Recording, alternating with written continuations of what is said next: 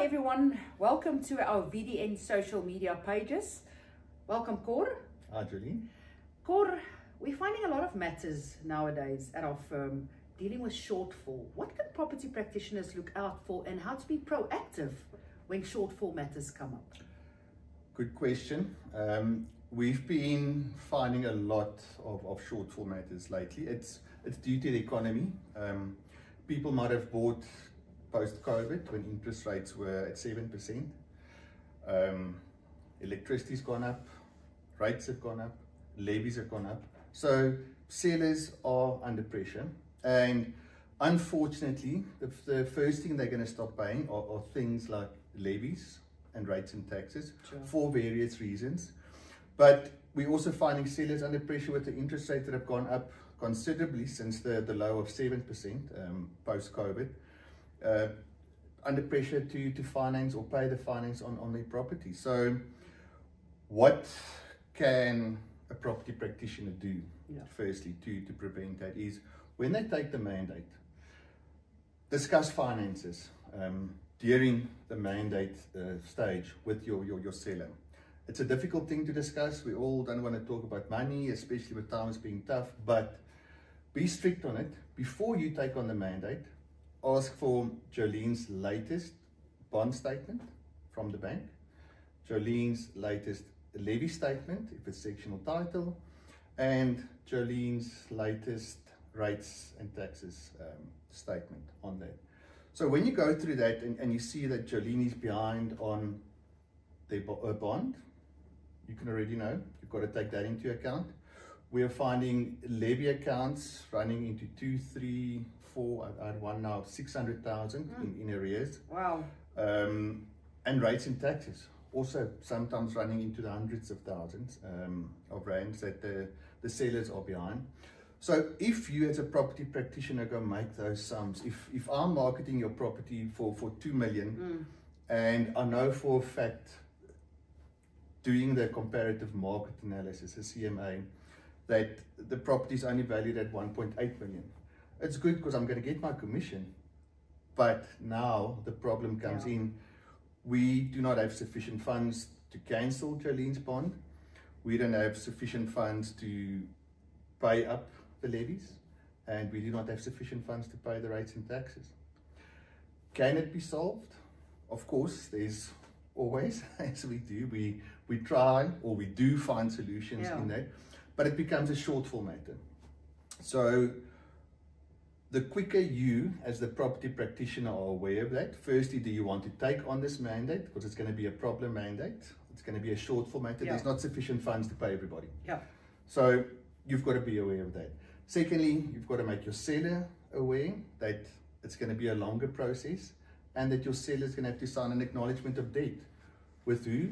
In all probability, with the bank that they've borrowed the money from to finance their property, whether it's Standard Bank, FNB, whichever bank it may be, and they're going to have to sign an acknowledgement of debt with the bank.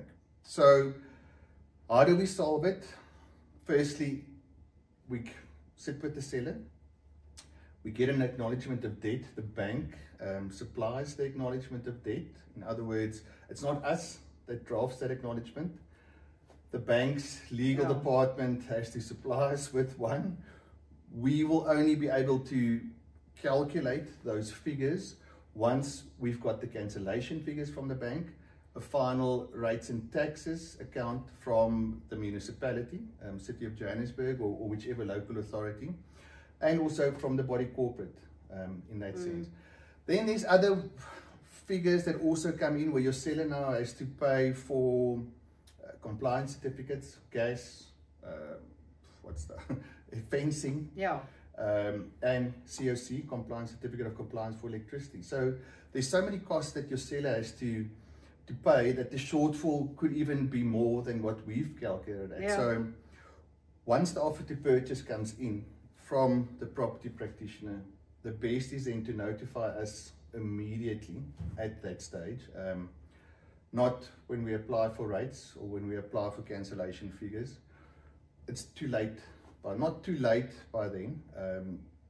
It just gives us a head up that we can start negotiating with the body corporate, with the City of Johannesburg, and also with the bank that finances it. So yeah, I think just to add on to that, I mean, if we do fall into arrears, you know, people think it's a quick fix to sell your unit.